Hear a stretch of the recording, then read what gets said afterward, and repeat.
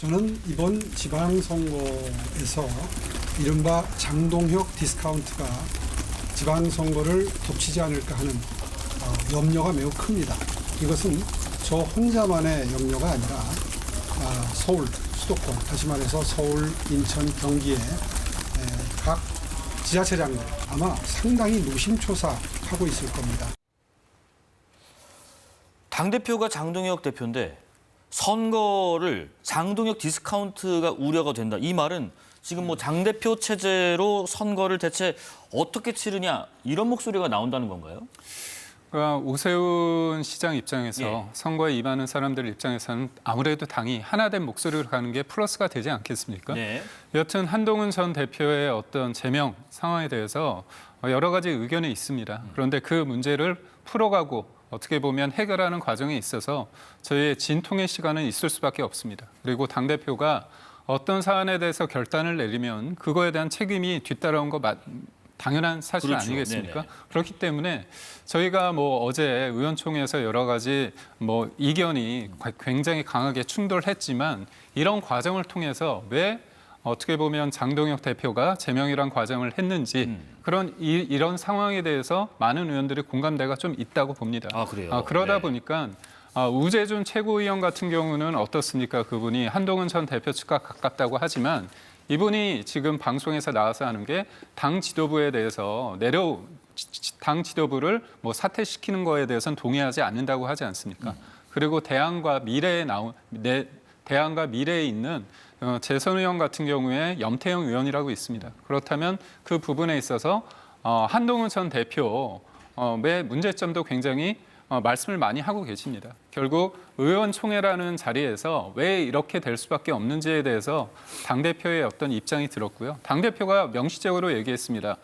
당의 공식적인 절차를 통해서 제명 결정을 했지만 이게 만약에 경찰 수사를 통해서 문제가 있다.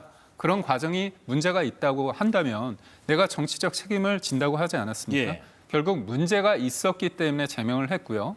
그 경찰 수사를 통해서 그런 과정상의 문제가 있다면 제명할 이유가 없고 문제가 없는데도 했다고 한다면 본인이 결단을 하겠다고 했기 때문에 이 이후에 대해서 많은 사람들이 숭한 면이 없지 않아 있다고 봅니다. 지금 그 전에 장동혁 대표에 대한 어떤 재신임, 뭐 묻자 이런 얘기도 있잖아요. 네. 그런 지금 상황에서 지금 사퇴론까지 좀 나오고 있단 말이죠. 김기웅 대표께서는 또 제가 여쭤보겠습니다. 마찬가지처럼. 네. 장동혁 사퇴론에 대해서는 어떤 입장이세요? 저희가요 비대위 체제에 있다가 지난해 8월에 예. 당원들과 국민들의 선택을 받아서 민주적 절차를 통해서 당위성이 확보된 정당성이 확보된 지도부입니다. 예. 지금 어떤 사안에 대해서 이견이 있을 수 있겠죠. 그렇지만 국회의원 몇 분이 내려오라고 해서 내려오는 게 과연 책임 있는 자세인지 모르겠고요. 네. 그래서 이제 김용태 전 비대위원장 같은 경우 그리고 이미자 의원 같은 경우가 그럼 재신임을 받아보자 했습니다. 이미자 의원 같은 경우는 지금 지도부에 대해서 무게를 두는 듯한 발언을 하셨는데 그런데 한동훈 전 대표 측에서 못 받겠다는 거 아닙니까? 무조건 사퇴하라는 겁니까?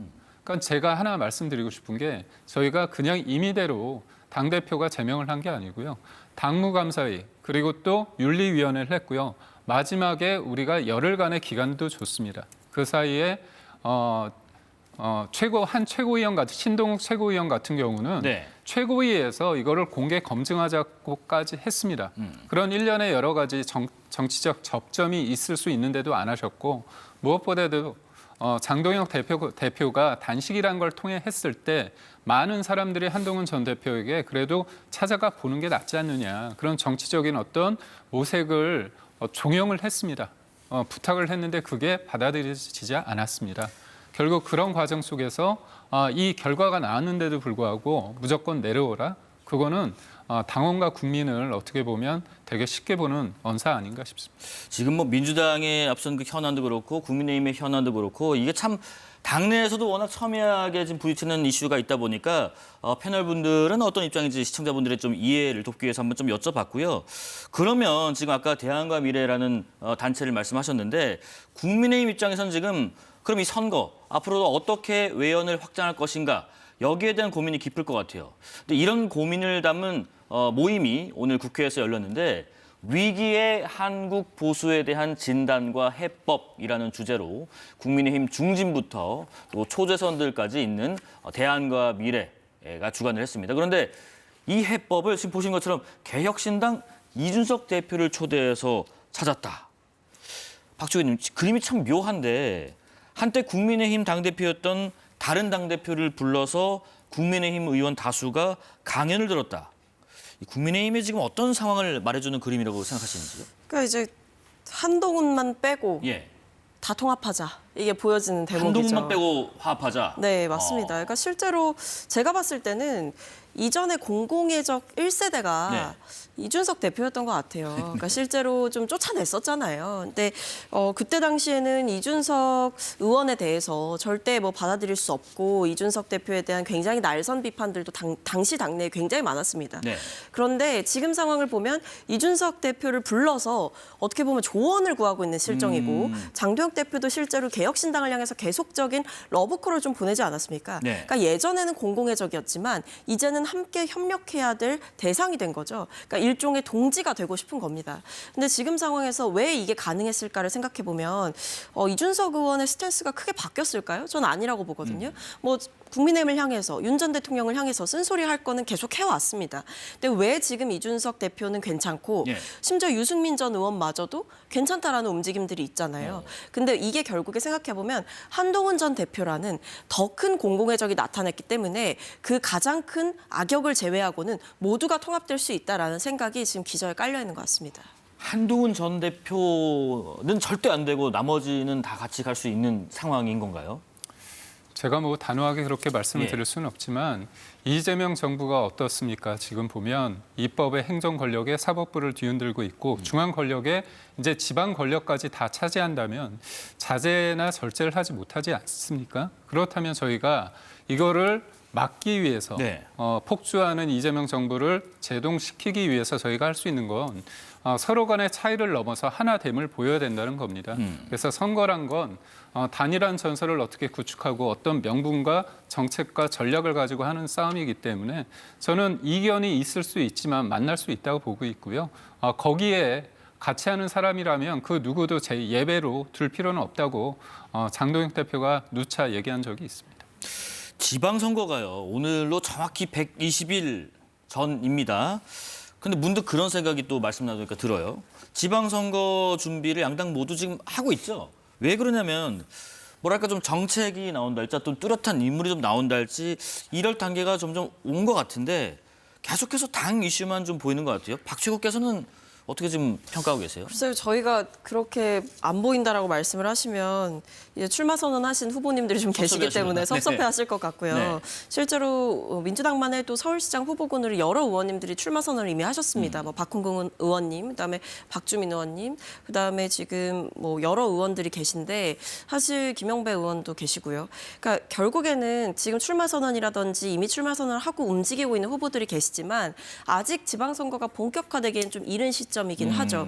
왜냐하면 이제 지금 현직 뭐 구청장이라든지 네. 이제 직책을 맡고 계신 분들의 사퇴 시한도 있는 것이고 뭐 대통령실에서 또 얼마나 누가 나올까 이런 부분도 관심사이기 때문에 결국 공직자 사퇴 시한이 3월에 있거든요. 그 사퇴 시한 그 전후로 해서 굉장히 좀 공천이라든지 후보들 간의 경쟁이라든지 아니면 출마 선언은 아직 다 하지 않은 후보들도 계시기 때문에 아직은 조금 숨고르기 단계다. 다만 전초전 정도는 조금씩 벌어지고 있다. 이렇게 보이고 오히려 지방선거 직전에 처리해야 될 정치적 이슈들이 많기 때문에 네. 오히려 지선에 대해서는 윤곽 정도가 조금씩 나올 뿐이지 아직은 조금 더 두고 보셔야 된다 이렇게 말씀드리겠습니다. 3월 5일인가요? 공직자 사퇴 시한까지는 좀 더 지켜봐야 된다. 하지만 참 당내 이슈와 현안이 훨씬 더 많이 부각되고 있긴 해요. 어떻게 평가하세요? 그럼 결국 예. 지금 집권 여당에서 예. 그 한병도 원내대표께서 오늘 교섭단체 연설을 하는데 내란 얘기를 그렇게 많이 하시더라고요. 부동산이나 어떻게 보면 국민들의 삶에 있어서는 그런 부분보다는 내란 말씀하신 걸 보면서 집권 여당이 참 권한이 많습니다. 권한이 많다는 건 좋을 일이 아니라 어떻게 본다면 책임질 일이 많다는 거거든요. 그런데도 불구하고 입법 권력과 행정 권력, 중앙 권력 다 가졌는데도 불구하고 네. 할 수 있는 얘기보다 결국은 과거 지향적으로 전 정부를 죽이는 어떻게 보면 부관 참시하는 내란 프레임에 매여 있다는 게 저희가 좀 안타깝고요. 원래는 지방선거라는 게 지방 일꾼을 뽑는 선거긴 하지만 제가 앞서 언급한 것처럼 올 2026년의 지방선거는 사실상 지금 현 정부에 대한 어떤 심판적 성격이 크기 때문에 아직까지는 좀 거대 담론이 좀 지배하는 그런 선거 국면이 아닌가 싶습니다. 지방선거 얘기 한 가지만 좀 더 해볼게요. 일단 예비 후보 등록이 이제 시작됐죠. 한 가지 주목되는 곳이 있습니다. 강원도가 좀 주목이 되는데 여당 얘기입니다.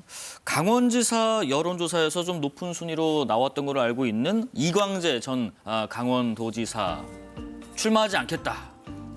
우상호 수석의 승리를 돕겠다. 이렇게 선언을 했습니다. 불출마 선언을 한 거죠.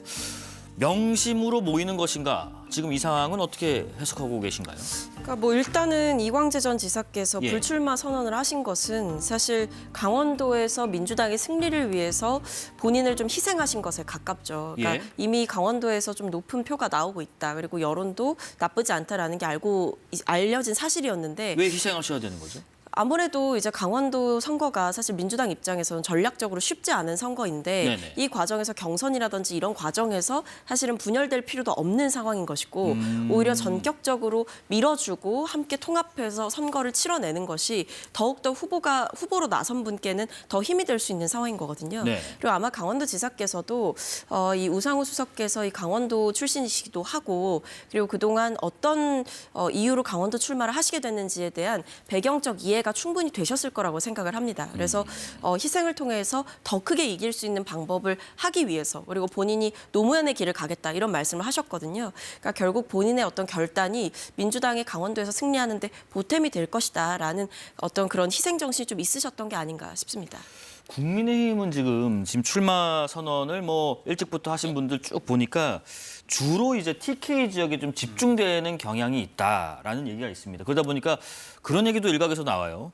민주당은 뭐 서울시장만 후보만 하더라도 예비 후보들이 참 많이 나오고 있는 상황 등등이고 그러니까 민주당은 장사진인데 국민의힘은 구인난인가 하는 얘기도 있습니다. 선거가 아직 본격화되지는 않았습니다. 예. 앵커께서 말씀하신 것처럼 대구 쪽에는 많은 현역 의원들이 도전을 하고자 하는데 아쉬운 거는 이제까지 3선, 뭐 6선도 계시지 않습니까? 그렇다면 본인이 지역 내에서 정치를 한 부분에 있어서 좀 더 도전적으로 어떻게 보면 험지를 통해서 지금의 지방선거에 있어서의 어떤 분위기를 좀 전환시키는 데 있어서의 네. 역할을 좀 해주십사 하는 바람은 있는데 또 정치라는 것이 낭만과 도전만 있는 게 아니라 또 현실적인 어려움이 있기 때문에 그런 것 같고요. 제가 민주당 얘기를 한 말씀만 제가 거둔다면 네. 사실 이재명 대통령이 지나치게 지방선거에 있어서 가름말을 다 타시는 게 아닌가 싶습니다. 어허, 서울시장 예. 정원우, 충남 대전 같으면 강훈식, 그리고 또 인천 같은 데는 박찬대, 강원도는 우원식, 그리고 지금 이광재 전 지사 같은 경우는 좀 대구 쪽 얘기가 나오고 있지 않습니까? 그러니까 인위적으로 이렇게 명심 대통령이 어떤 선택을 받아서 손을 탄 후보에 대해서 과연 당원들이 어떻게 판단할지 그리고 국민이 어떻게 판단할지는 봐야 되지 않을까 싶습니다. 이재명 대통령의 명심이 지나치게 작용하고 있다라고 상대당에 대해서 얘기하셨는데 상대당에 대해서 또 하실 말씀 있으시면 한번 들어보겠습니다. 아니 오히려 뭐 명심이 지나치게 작용하고 있다라고 볼 만한 근거가 없죠. 네. 그러니까 뭐 강원식 실장님 얘기하셨는데 지금 뭐 그분이 그만두셨나요? 아니지 않습니까? 그리고 그 외에도 이제 정원호 구청장에 대해서 그 설문조사 결과를 인용하시면서 참 일을 잘하는 지자체장이다라는 정도의 말씀을 하셨을 뿐이고 거기에 대해서 국민의힘이 계속 이것은 선거 개입이다라고 문제를 삼았지만 선관위에서는 문제가 없다라고 결론을 내렸습니다. 그러니까 이런 객관적인 증거를 가지고 말씀을 하셔야 되는 것이지 명심은 어디에 쏠려 있고 어떻게 결정을 하고 있다라는 것을 예단에서 말씀을 하시는 것은 이재명 대통령께서 원칙과 상식을 모르는 분이다라고 말씀하시는 것과 같다고 생각하고 네. 오히려 국민의힘의 전당대회에 개입하고 혹은 특정한 총선의 후보를 만들려고 노력하고 강서구청장 보궐선거의 특정인을 거론하면서 사면시킨 다음에 출마시켰던 그런 윤 전 대통령의 전철을 밟지 않겠다라는 의지가 사실 이재명 정부에서 누구보다 강하지 않겠습니까? 그 부분을 잊지 않으셨으면 좋겠습니다. 아까 그 김 대변인께서 약간 헷갈리셨나요? 강원도는 우원식이 아니라 우상호를 말씀하셨던 것 같아요. 죄송합니다. 네네. 네. 제가 대신 정정드립니다.